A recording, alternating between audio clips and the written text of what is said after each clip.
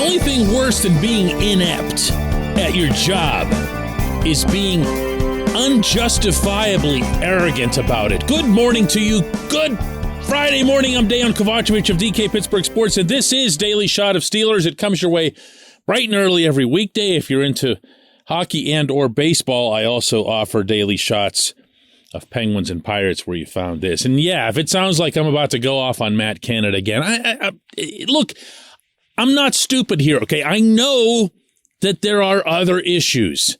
Not every episode is intended to be some, complete list of blame. Like I'm going to run through a bunch of check marks, and then there's this, and then there's this, and then there's this, and then, oh, don't forget about this, and don't forget about the fact that no wide receiver has a touchdown. No wide receiver has a touchdown this season. Or any number of other things that really all of them emanate from the head coach anyway, okay? Including the hiring and lack of firing of Canada. But Canada being in place is a problem. Canada being as nose in the air as he was again yesterday in his meeting with reporters, that's also a problem. Not for people like me. I couldn't care less. In fact, the more ignorant he is in those sessions, the truth is, the better material it is for me. I'm not offended at all. In fact, he makes my day that much easier. Okay? That's something that people get wrong about media all the time. They think we're put off when someone doesn't answer our question or that they snap back at us. Oh, man, that's gold. You don't shoot for it, but when it comes, you're not about to send it back. This guy's just terrible at his job. And I'm sorry, I can't concoct any reason why he's still employed going into this weekend against, I was about to say the Patriots just because they have Tom Brady, against the Buccaneers Sunday at Acrisure Stadium. We're here right now. You don't even need to hear this, but I'm going to do it anyway, just for effect, so he doesn't get off the hook. Canada's had 4 different quarterbacks now in Pittsburgh. Did you know that? 4 of them. He's averaged. You're not going to believe some of this stuff. I have so much of it. I'm not going to bore you with it, but it's just an overflow. The Steelers have averaged 18.5 offensive points per game in his tenure, but even that gets skewed by a couple of massive comebacks or comeback attempts that Ben Roethlisberger had. 27 points against the Chargers. Remember that one? They almost pulled out. 21 in Minneapolis, the game where Dalvin Cook trampled them all night long, but Ben started just firing downfield. No doubt drawing up his own plays in the sand. Oh, wait, Ben actually said he drew up his own plays in the sand. So the 18.5 figure would actually be a lot lower if you take those out. And he's still employed. He's still employed. And I understand that's not his decision. That's Tomlin's. And I'll get into that next. What can you expect at Point Park University in downtown Pittsburgh? Respect, rigor, relevance. That's the Point Park Pledge. You'll be treated with respect while being challenged and supported academically to graduate with career-ready, relevant skills. Visit pointpark.edu to learn more. Don't talk about accountability. Don't talk about standards. Don't talk about anything if you're the head coach and you haven't gotten this guy off your payroll. There is now so much evidence of Canada's incompetence, of his lack of imagination, of his lack of not just willingness to adjust, but his capability to adjust. It's about the ability to do the job. And you're going to get into players' faces and bench Tyson Alualu and say, this needs to be this and that. We're going to eat this. We're going to chew on this. We're going to do all this other stuff. And those things worked in the past because he had the players. And he had the temperament, to his credit, to push through.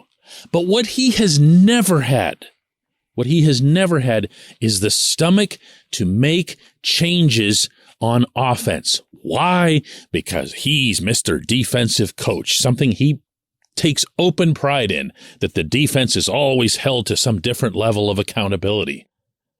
Well, I'll again offer here, for fair context, that Tomlin obviously has changed his quarterback. That's something. But nobody can ever touch the coaching staff, certainly not in season, because when you do it in season, and this I think is the crux of the matter, you're sending a signal to everyone, inside and outside the team, that you blew it. Your own preparation for that season was shot because of you. Because you trusted this coordinator that everyone and his uncle could have told you last season had absolutely no business being in the National Football League, not in that position. Furthermore, when the head coach removes the coordinator, meaning offensive or defensive, heck, we could easily be talking about both, couldn't we? Then who's left? Who takes 100% of the blame? You can be very sure, very, very sure it won't be Kenny Pickett. It won't be Najee Harris. It won't even be Deontay Johnson and Chase Claypool, even though they caught a combined 10 of 22 targets in Orchard Park this past weekend. It won't be any of those guys. It'll be the head coach, and that's what he wants to avoid. So the coordinator, in turn, becomes emboldened. He feels like he's hot stuff because the head coach is standing behind him. I've been told from the inside that the head coach loves him. Loves him. That's how Matt Canada can say something like this yesterday. We all have to do our jobs a little bit better. I mean, I think you can look at those plays and we can all say what could we done a little bit better here or there. And as always, I'm not going to get into all those things. We have to be a little bit better.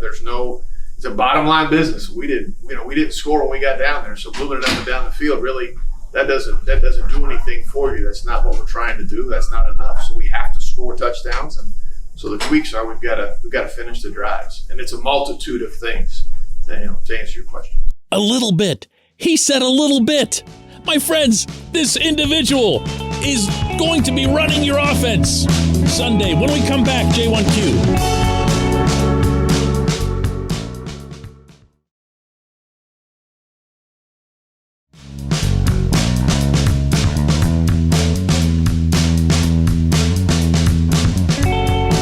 Back. It's time for Just One Question, and that's brought to you always on this program by the personal injury law firm of Luxembourg, Garvin, Kelly, and George, LGKG. They represent people who are hurt in car accidents who need assistance with workers' comp and medical malpractice claims. The attorneys at LGKG have been designated super lawyers, capital S, capital L, for the past 15 years. And yes, that is a real thing. The super lawyer designation is reserved for the top 5% of all attorneys in Pennsylvania. Learn more about them at lgkg.com or by calling 888-842-5454. And today's J1Q comes from Tim Bodie, who asks, DK, Mike Tomlin gave Matt Canada a vote of confidence on Tuesday. Isn't that the last thing in any sport that a GM or an executive gives to a manager or a coach before firing him? As in, like, almost every time. Yeah, Tim, it is. It is. But I think in this case, it was a little bit different. I really do. If you go back over the question and the specific answer that was given by Tomlin, well, hang on. Instead of trying to paraphrase it, here, I'll just play Tomlin's full answer on that subject. I'm confident, but confidence means very little. It's what's on tape. And so we understand that. We understand the nature of your questioning. That's just where I'm at with it right now. I'm not changing for the sake of changing. I'm changing if I feel like it produces a better desired outcome in any area. And so we're looking at those things. We're open to those things, but not in an effort to quell the masses or anything of that nature. That's not Tomlin writing the prequel to Canada's firing. That's Tomlin saying, get off my back. That's what that is. There's a big, big difference. I am here to tell you, whatever it is that you own that you're willing to put up in a bet, put it up that nothing happens until the bye week. I'm telling you right now, this team could get absolutely thrashed these next 3 weeks, and more relevant to this subject, not score hardly any points. And it's going to be just okay. It'll be just fine because Tomlin's going to need the extra few days to try to figure out what to do, and it'll feel like rock bottom to everybody. All of this will have happened in a big blur. Maybe TJ's coming back after the bye. We'll see how that goes, and he'll have a chance to essentially start over. Look, how do I put this without getting people to never, ever listen to this show again? That's kind of the balance that you want to strike. Because, look, fans live on hope. Okay, I appreciate that. I really do. And if the Steelers go out Sunday and play themselves a decent football game and come away with a W, I'm not making that prediction. I'm just throwing out the possibility. There's going to be a fair amount of people who say, hey, maybe this is something. Maybe they can carry this over into the flight to Miami, the trip to Philadelphia, and get on a little bit of a roll and get TJ back and something like it's missing the forest for a single tree. That's what that would be. This coordinator is not going to be the coordinator of the Steelers when they get good. He's not going to be the answer. So every week that he's here is wasting everyone's time. Maybe most importantly, the young franchise quarterback's time. I'd like to see Pickett get a chance to work with, if it's going to be Mike Sullivan, and we talked about this on yesterday's show, it probably would be, meaning even beyond this season, then go ahead. Get started. See what you have in your individual wide receivers who are either grossly underperforming or are the victims of terrible route trees, terrible play calling, or both. But at least find out. Every single day that Canada's in the fold is another day that you don't find out. So, no, Tim, I don't believe this was the dreaded vote of confidence that you're referencing. I believe this was just nothing other than Tomlin buying some more time so that he doesn't have to deal with his mistake that he made entering this season, at least not right away. I appreciate the question. I appreciate everyone listening to Daily Shot of Steelers. Guess what? We're going to do another one Monday.